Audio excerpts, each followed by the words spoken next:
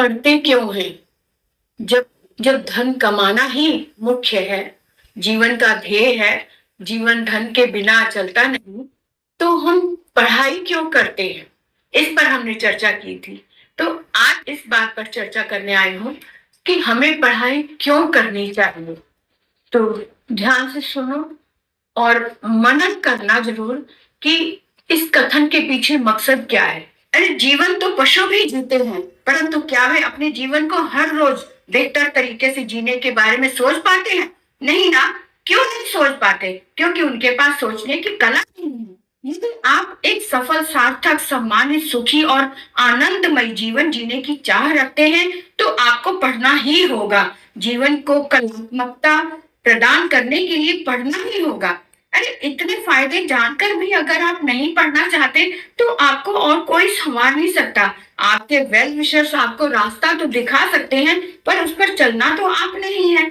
जीवन आपका है, कोई बात नहीं। आपको अगर कोई बात छू जाती है तो उस पर गौर जरूर करना, क्योंकि जीवन आपका है। आप जैसा चाहे उसको मोड़ दे सकते हैं।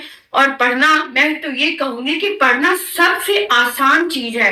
अरे क्योंकि आप देखें कि जो बच्चे स्कूल जाते हैं उनका सुखी जीवन देख लो, उनका रहन सहन देख लो, और जो पढ़ाई नहीं करते उनका संघर्ष भरा जीवन कैसा होता है आप अच्छे से जानते हैं। अनपढ़ को गरीबी घेरे रखती है, समाज में दोस्तों में मान सम्मान नहीं मिलता। अनपढ़ बच्चों को कभी कभी बर्तन मांजने के लिए बड़े बड़े होटलों में भी भेजना पड़ता है, होटलों में भी लगा दिया जाता है। और यदि सर्दी है, गर्मी है, जैसा भी माहौल है, उनको काम पर जाना ही होता है। और सोचो कि यदि आप पढ़ाई करेंगे तो क्या आपको ये काम करना पड़ेगा? काम पर जाना उनकी मजबूरी हो जाती है, और आप स्वयं खुद अपने पांव पर कुल्हाड़ी मार रहे हैं ना पढ़कर, है ना। तो पढ़ो, पढ़ाई करो, अपने साफ सुथरे वातावरण में, अपने माता पिता की रख रखाव में, उनकी देखभाल में पढ़ाई करो, ताकि आप अपने जीवन को अपने तरीके से मोड़ दे सको। अब आप कहेंगे कि पढ़ाई करने से तो रोज रोज होमवर्क करना पड़ता है। हाँ, ये तो है। ये तो मैं कहूंगी कि आपको हर रोज भूख भी तो लगती है ना। रोज रोज रोटी भी खाते हो, रोज की भूख रोज मिटाते हो, तो रोज का काम रोज क्यों नहीं? कभी आपने ये कहा है कि आज की 2 रोटी मैं कल खा लूंगा, कल के लिए जमा कर लेता हूँ, और कल मैं 4 रोटी खा लूंगा, है? या फिर एक हफ्ते के बाद एक दिन आप जमा की हुई वो रोटियां खा लोगे? एक साथ खा सकते हो क्या? या फिर मैं ये कहूँ कि साल भर कौन रोज रोज रोटी खाए? एक साल में एक बार पूरे साल की रोटी खा लें, क्या ऐसा हो सकता है? अगर ऐसा नहीं हो सकता तो हम रोज का होमवर्क क्यों नहीं कर सकते? रोज का होमवर्क अगर हम पेंडिंग छोड़ते चले जाएंगे तो हमें ज्ञान कैसे प्राप्त होगा? साल भर की पढ़ाई को हम एक दिन में कैसे पढ़ सकते हैं, है ना? तो इसलिए पढ़ाई करो। हमारा जो पेट है उतना ही भोजन स्वीकार करता है जितनी उसकी कैपेसिटी है, और यही हाल हमारे ब्रेन का है, दिमाग का है, मस्तिष्क का है। उसे भी उतना ही हर रोज का जब हम थोड़ा थोड़ा ज्ञान उसमें डालते जाते हैं तो वो पचाने की उसमें उसकी क्षमता जो शामिल होती है, रोज की पचाने की शक्ति जो होती है, वो धीरे धीरे हम बढ़ा सकते हैं। लेकिन अगर हम कहें कि रोज उसको दिमाग को आराम दे लो, इकट्ठा पढ़ लेंगे, तो इकट्ठा पढ़ने की, एक साथ पढ़ने की कैपेसिटी हमारे ब्रेन में नहीं होती। इसलिए हर रोज दिमाग को भी खुराक देनी पड़ती है, जैसे कि हम अपने पेट को, अपने शरीर को खुराक देते हैं भोजन के रूप में।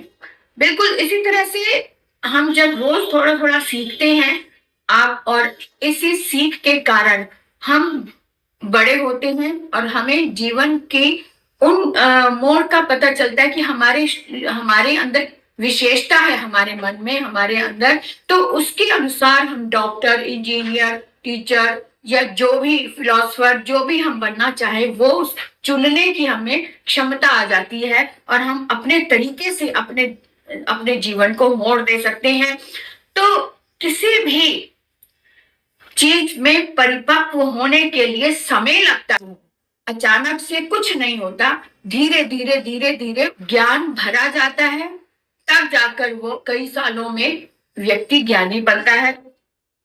हर रोज मस्तिष्क को थोड़ी थोड़ी खुराक खुराक देनी पड़ती है। डेली की जो डाइट होती है लेते हैं डेली की डाइट के रूप में, वही डाइट ज्ञान के रूप में हमें मस्तिष्क को देनी पड़ती है। नहीं तो हमारा भोजन के बिना जैसे हमारा शरीर शिथिल हो जाता है, कमजोर हो जाता है, धीरे धीरे हमारी भूख मिट जाती है और हमारी एक्टिविटी सारी सुस्त हो जाती हैं। हंसना खेलना मस्ती करना सब भूल जाते हैं।